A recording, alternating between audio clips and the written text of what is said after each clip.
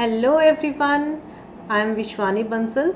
I am an educator on Unacademy. So today we will discuss what is rejection of plaint. Before that you can also follow me on the Telegram channel. ठीक है, आप मुझे मेरे YouTube channel Telegram channel पे भी follow कर सकते हो. That is VV Law. The link to the channel I will provide you in the description box. ठीक है, लिंक मैं आपको डिस्क्रिप्शन बॉक्स में प्रोवाइड कर दूंगी. वहाँ पे मैं आपको अपडेट करते रहती हूँ regarding the classes on my Unacademy as well as on the YouTube channel. So rejection of plaint, first of all, this is given in which order and rule of CPC? This is given in order 7 rule 11.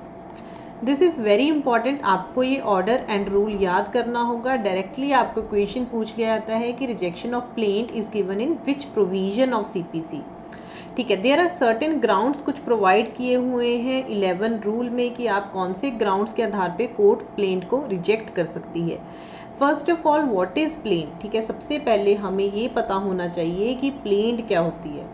So plaint क्या होती है? Plaint is that document which is filed by the plaintiff. Plaint कौन file करता है? This is filed by the plaintiff. इसमें वो क्या लिखता है? अपना cause of action. Cause of action मतलब जो भी नेसेसरी फैक्ट्स होते हैं केस को डिसाइड करने के लिए जिस पे उसका केस प्रेजेंट होता है, that is cause of action. These are the essential facts that are necessary for the foundation of the suit. ठीक है, इसमें वो लिखता है. अगर प्लेंटिफ फाइल करता है और क्या लिखेगा? वो अपना cause of action plus relief जो भी उसको कोर्ट से चाहिए होता है. ठीक है, cause of action is very important. This is the foundation of the suit. अगर कॉज ऑफ एक्शन ही नहीं लिखा है उसमें प्रॉपरली, ठीक है, कोर्ट को यही नहीं पता चल रहा है कि क्या फैक्ट्स हैं केस के, तो कोर्ट क्या कर देगी? The court can reject the plaint. This is your first ground where it does not disclose cause of action. where it does not disclose cause of action, court will, ठीक है, court क्या करेगी? Plaint को reject कर देगी. This is your first ground on which the court can reject the plaint. हम बाद में पढ़ेंगे क्या कहता है सेक्शन, एक बार ऐसे करके समझ लो. Next point is undervaluation. ठीक है, जहाँ पे जो प्लेंटिफ है उसने जो आपको पता है कि वैल्यूएशन करनी होती है, जो रिलीफ आपने क्लेम किया है उसको वैल्यूएशन करना है. अगर उसने करेक्ट वैल्यूएशन ही नहीं की है, ठीक है, if he has not corrected the valuation क्या है सूट की with in a time period fixed by the court. ठीक है, अगर उसने गलत कर दी और कोर्ट ने बाद में उसको टाइम दिया उसको सही करने के लिए, पर उसने उस टाइम पीरियड में भी नहीं की, he fail to do so, then the court will reject the plaint. फिर भी कोर्ट क्या करेगी? रिजेक्शन कर देगी प्लेंट को. अंडर वैल्यूएशन का क्या मनी है? आपको डिटरमाइन करना होगा कि आपके सूट की वैल्यू कितनी है. ठीक है, this is very important source of revenue to the state. ये क्यों इंपॉर्टेंट है? प्लेंटिफ क्यों प्लेंट रिजेक्ट की जाती है? Because this is a source of revenue to the state. ठीक है, so this is important. The court will reject the plaint. Third point is जहाँ पे आपने वैल्यूएशन तो सही कर ली बट आपने क्या किया? ठीक है, आपने इनसफिशिएंटली स्टैम्प कर दिया. ठीक है, अपॉन पेपर जो होता है इनसफिशिएंटली स्टैम्प कर दिया उस पेपर को, तो कोर्ट क्या करेगी? ठीक है, और कोर्ट ने क्या किया? आपको बाद में करेक्ट करने के लिए भी बोला एक टाइम पीरियड के अंडर, बट आपने उस चीज़ को नहीं करेक्ट किया and you fail to do so, then also the court can reject the plaint. So court क्या करेगी? The court will reject the plaint. Our fourth ground is where the suit appears from the statement in a plaint to be barred by any law. Here this is important to understand this. Here it is given to be barred by any law है. ठीक है, let's see the example. Suppose आपको limitation के under, ठीक है, suppose in the limitation act आपको time period दिया हुआ है किसी भी सूट को फाइल करने का 3 years का. ठीक है, in that you haven't file the suit, आपने उस टाइम पीरियड के अंडर सूट फाइल नहीं किया, then the court will reject the plaint because it is barred under the limitation act. ठीक है, reject the plaint because it is barred under the limitation act. Now there is another example. Let's see, अगर CPC का जो आपको section 80 है वो क्या कहता है कि अगर आपको कोई भी सूट फाइल करना है अगेंस्ट द गवर्नमेंट तो आपको क्या करना पड़ेगा? 2 months का प्रायर नोटिस देना होगा. ठीक है, this is a mandatory requirement. अगर आप सेक्शन 80 रीड करोगे, this is a mandatory requirement. Now अगर आप ऐसा नहीं करते हो, अगर 2 months का प्रायर नोटिस नहीं दिया प्लेंटिफ ने, तो कोर्ट क्या करेगी? The court shall reject the plaint. So this is our fourth ground that we have have studied, where the suit appears from the statement in the plaint to be barred by any law. Our next point is fifth is where it is not filed in duplicate. ठीक है, this is also requirement कि जब भी plaint file होती है that is to be filed in the duplicate. If we read order 4, अगर आप order 4 read करोगे उसमें clearly mentioned है every plaint then that is to be filed in the duplicate. So this is very important where it is not filed in the duplicate.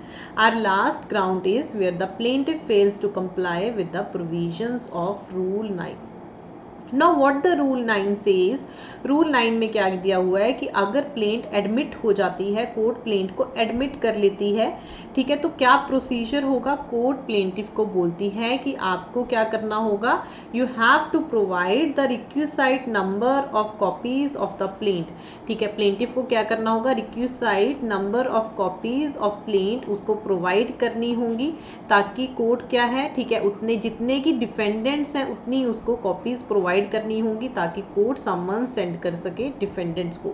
अगर ऐसा नहीं करता है प्लेंटिफ देन द प्लेंटिफ तो court क्या करेगी, the court shall reject the plaint. So these are the 6 grounds on the basis of which the court shall reject the plaint. This is a very important question for your pre exam as well as mains exam. ठीक है, ये मैंने आपको brief में discuss कर लिया. Now अगर court क्या प्रोसीजर होगा अगर कोर्ट प्लेंट को रिजेक्ट कर देती है. So this is given in your rule 12. कहाँ पे दिया हुआ है, ये रूल 12 में दिया हुआ है. प्रोसीजर क्या होगा, where a plaint is rejected the जज shall record an order to that effect with the reasons for such order. Court क्या, जज क्या करेगा, जज उसको रिकॉर्ड करेगा एंड उसको रीजन स्टेट करने होंगे कि उसने ऐसे प्लेंट क्यों रिजेक्ट की है.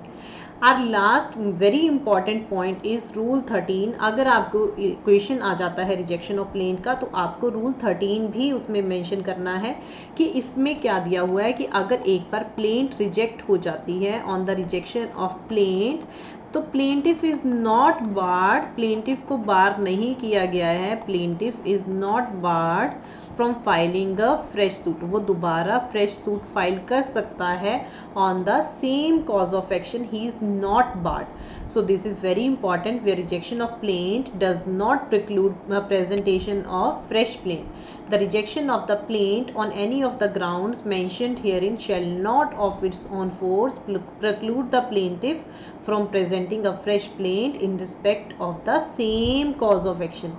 Remember this, आपके प्री और मेंस के लिए दोनों के लिए ही rule 11 and 13 are very much important. I hope this topic is clear to everyone.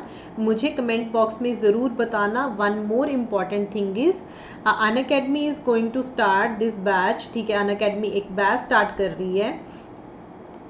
Late me tell you, Unacademy is going to start this batch on the 15th of June. ठीक है, 15th of June को Unacademy batch start कर रही है. This is going to be headed by the Anil Khanna sir and his team and this batch is of 1 year. ये 1 year की duration का batch है. इसमें आपकी कॉम्प्रीहेंसिव कवरेज होगी सिलेबस की, but they are providing the preview of that batch on from the 7th of June to the 13th of June. So this will be really beneficial for you. आप इसको देख के फिर then you can join the batch. That will really be good for your preparation for judiciary.